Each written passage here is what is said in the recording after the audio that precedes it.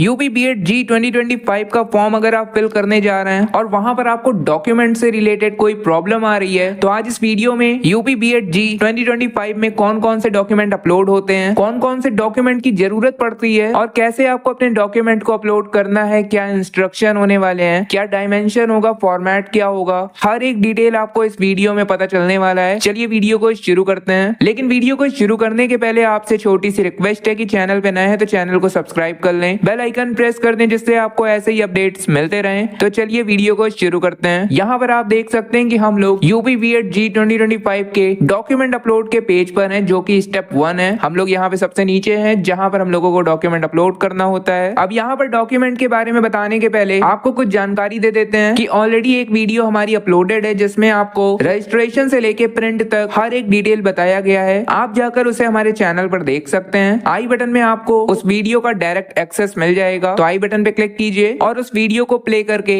आप पूरी डिटेल देख सकते हैं। A to Z आपको वहां पर इंफॉर्मेशन मिल जाएगा। तो इस वीडियो को चलिए शुरू करते हैं। नीचे आपको डॉक्यूमेंट अपलोड करने हैं, जिसके लिए यहाँ पर ऊपर ही इंस्ट्रक्शन लिखा हुआ है। मैं अभी आपको हर एक इंस्ट्रक्शन बताऊंगा। सबसे पहले बताते हैं कि आपको किन किन डॉक्यूमेंट की जरूरत है। पहले नंबर पे यहाँ पर आपको पासपोर्ट साइज फोटोग्राफ अपलोड करना है। दूसरे नंबर पे सिग्नेचर, तीसरे नंबर पे अपने left and right hand index finger को, चौथे नंबर पे अपने ओबीसी एससी एसटी सर्टिफिकेट को यहाँ पे अपलोड करना है। पांचवें नंबर पे आपको, अगर आप यूपी के निवासी हैं और यूपी से अपना हाई स्कूल इंटर और ग्रेजुएशन पास किया है, तो high school inter UG marksheet का सर्टिफिकेट या मार्कशीट अपलोड करना है। अगर आप यूपी के निवासी हैं और अगर आपने हाई स्कूल इंटर और ग्रेजुएशन कहीं अदर स्टेट से पास किया है, तो यहाँ पर आपको अपना यूपी का निवास सर्टिफिकेट लगा देना होगा। यहाँ पर आप पढ़ सकते हैं high school inter UG marksheet या फिर सर्टिफिकेट जो कि इशू किया गया है board college university from UP. अगर आपके पास ये नहीं है तो यहाँ पे और लिखा हुआ है अथवा डोमिसाइल बिलोंग टू यूपी। कहने का मतलब है निवास प्रमाण पत्र जो कि यूपी से संबंधित हो। अब देखिए होता कुछ इस तरीके से है कि अगर आप यूपी के बाहर के निवासी हैं तो आपसे ये कुछ भी नहीं मांगा जाएगा।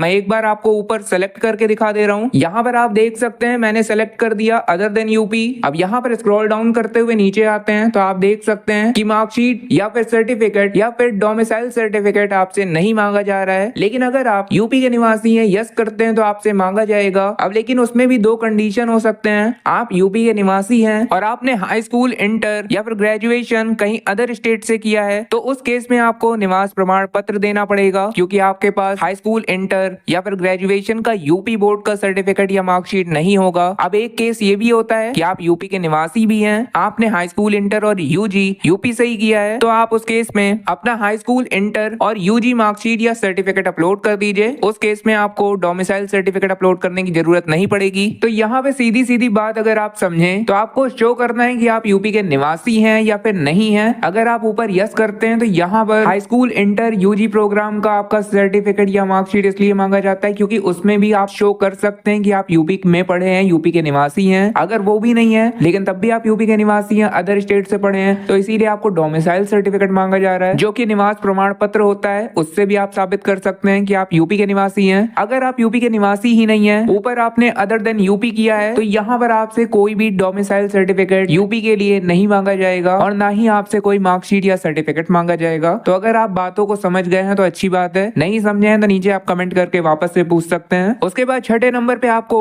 एनुअल फैमिली इनकम सर्टिफिकेट देना होगा, जो कि 1 जुलाई 2024 के बाद बना होना चाहिए। उसके बाद 7वें नंबर पे आपसे आईडी प्रूफ यहाँ पे अपलोड करने को बोला जा रहा है। तो आपने ऊपर आईडी प्रूफ में जो भी सेलेक्ट किया है उसके अकॉर्डिंग यहाँ पर आप अपने फाइल को अपलोड कर दें। अब यहाँ पे इंस्ट्रक्शन की बात करते हैं तो थोड़ा सा ऊपर चलते हैं। यहाँ पर पहले नंबर पे आपको फोटोग्राफ अपलोड करना है, जिसके लिए dimension 35 mm width into 45 mm height यहाँ पर आपको रखना होगा। स्कैन करवा के जब आप अपने फाइल को सेव करें तो फाइल साइज आपको 25 से 50 KB के बीच में रखना है। फॉर्मेट JPEG या JPG में आपको रखना है, आसानी से आपका फाइल अपलोड हो जाएगा।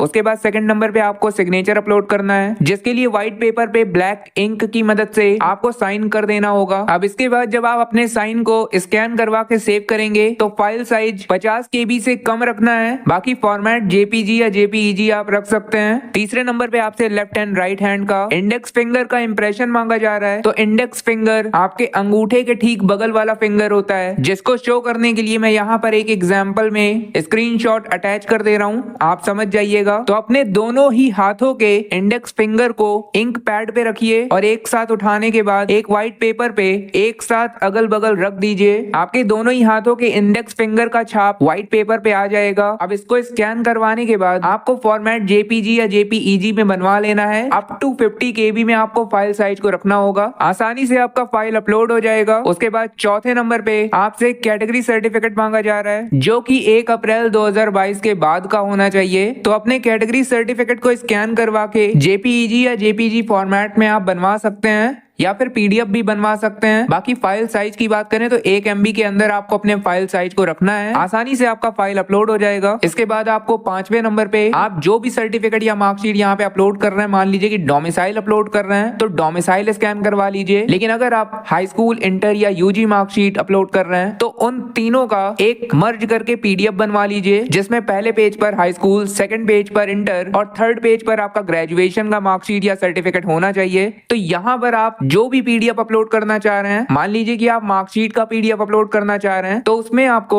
हाई स्कूल, इंटर और अपना ग्रेजुएशन का मार्कशीट अपलोड कर देना है एक ही पीडीएफ में बना के। अगर आप डोमिसाइल सर्टिफिकेट अपलोड करना चाह रहे हैं तो उसको स्कैन करके आप पीडीएफ बनवा लीजिए। 1 MB के अंदर आपको फाइल बनाना है, आसानी से आपका फाइल यहाँ पे अपलोड हो जाएगा। उसके बाद नीचे आपको annual family income certificate upload करना है, जो कि 1 जुलाई 2024 के बाद बना हुआ होना चाहिए। उसको आप पीडीएफ फॉर्म या जेपीईजी, जेपीजी फॉर्मेट में बनवा लीजिए।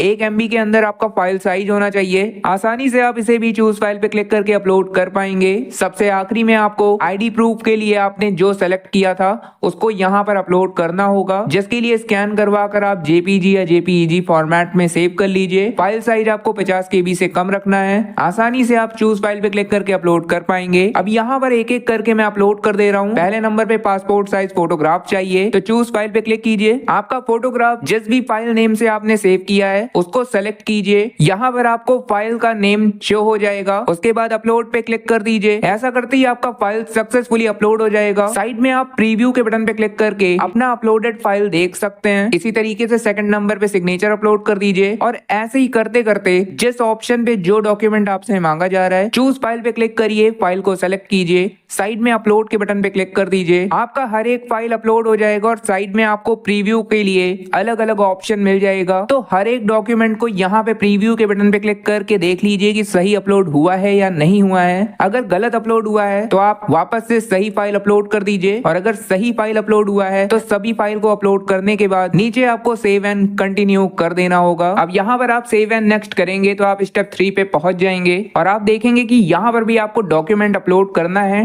डॉक्यूमेंट अपलोड के साथ साथ आपको डिटेल भी देनी होती है अपने क्वालिफिकेशन की। तो यहाँ पर आप देख सकते हैं कि हम लोग क्वालिफिकेशन डिटेल पर आ चुके हैं। तो यहाँ पर आपको हाई स्कूल या इक्विवेलेंट डिटेल देना होगा, जिसमें आपको अपने क्वालिफिकेशन का बोर्ड बताना होगा कि आपने हाई स्कूल या इक्विवेलेंट किस बोर्ड से पास किया है। तो यहाँ पर बोर्ड सेलेक्ट कर लें। अदर बोर्ड से पास किया है तो अदर्स पे जाएं। साइड में आपको अपने बोर्ड नेम को लिखने के लिए ऑप्शन मिल जाएगा। उसके बाद आपको ऑप्टेंड मार्क बताना है कि आपने कितना नंबर प्राप्त किया है। उसके बाद आपको मैक्सिमम मार्क बताना है कि आपने कितने में से अपना नंबर प्राप्त किया है। तो यहाँ पर obtained and maximum mark type कर दें। परसेंटेज ऑटोमेटिक कैलकुलेट होकर टाइप हो जाएगी। उसके बाद पासिंग ईयर आपको सेलेक्ट करना है। नीचे आपको हाई स्कूल का स्कैन कॉपी मार्कशीट या सर्टिफिकेट अपलोड करना होगा, जिसको आप जेपीजी, जेपीईजी या फिर पीडीएफ फॉर्मेट में अपलोड कर सकते हैं। फाइल साइज 1 MB के अंदर आपको रखना है। तो यहाँ पर चूज फाइल पे क्लिक करके आपको अपने हाई स्कूल के मार्कशीट को अपलोड कर देना है। अपलोड करने के बाद साइड में आपको प्रीव्यू करने के लिए एक ऑप्शन मिल जाएगा, तो उस पे क्लिक करके आपको अपने हाई स्कूल के अपलोडेड डॉक्यूमेंट को यहाँ पर देख लेना है। इसके बाद यहाँ पे स्क्रॉल डाउन करते हैं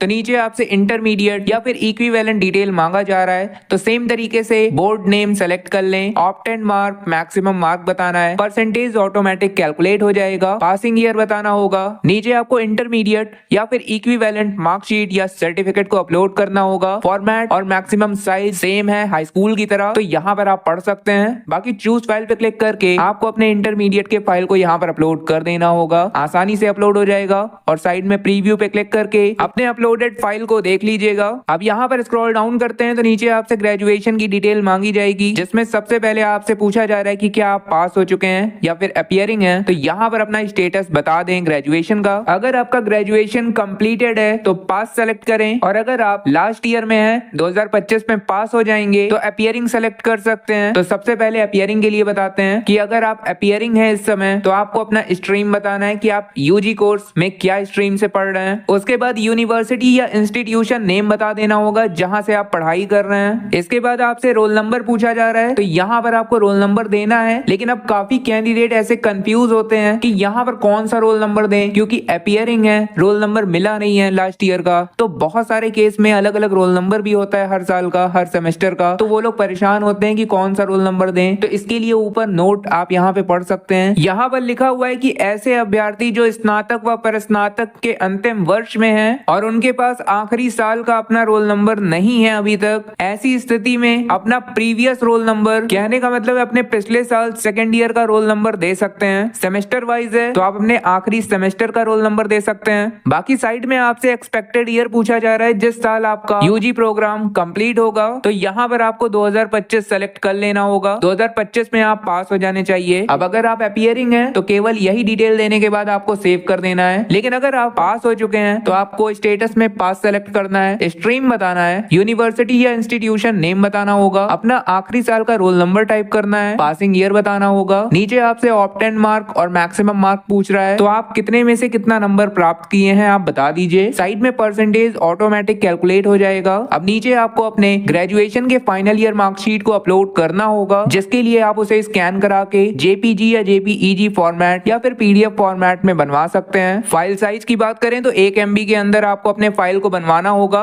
आसानी से आपका फाइल अपलोड हो जाएगा। अब यहाँ पर अपलोड करने के पहले मैं एक बात बता दे रहा हूँ कि आपको ओरिजिनल फाइल अपलोड करना है। अगर आप इंटरनेट फाइल या फिर प्रोविजनल अपलोड कर रहे हैं तो आपको उस स्थिति में उसे वेरीफाई कराना होगा कॉलेज के प्रिंसिपल से या फिर यूनिवर्सिटी के रजिस्ट्रार से। उसके बाद आप उसे स्कैन करा के अपलोड कर सकते हैं। बाकी यहाँ पर हर एक डिटेल देने के बाद, हर एक फाइल अपलोड करने के बाद साइड में आपको नीचे सेव एंड कंटिन्यू कर देना है। तो यहाँ पे डॉक्यूमेंट कैसे अपलोड करना है आप समझ गए होंगे। कोई भी प्रॉब्लम आ रही है नीचे आप कमेंट कर सकते हैं, आपका रिप्लाई मिल जाएगा। आज के लिए इस वीडियो में बस इतना ही। जल्द मिलते हैं किसी नए टॉपिक के साथ। तब तक के लिए अगर आपको इस वीडियो से कुछ हेल्प मिली हो तो इस वीडियो को लाइक कर दें, और चैनल बनाए तो चैनल को सब्सक्राइब करके बेल आइकन प्रेस कर दें, जिससे आपको ऐसे ही अपडेट्स मिलते रहें। धन्यवाद।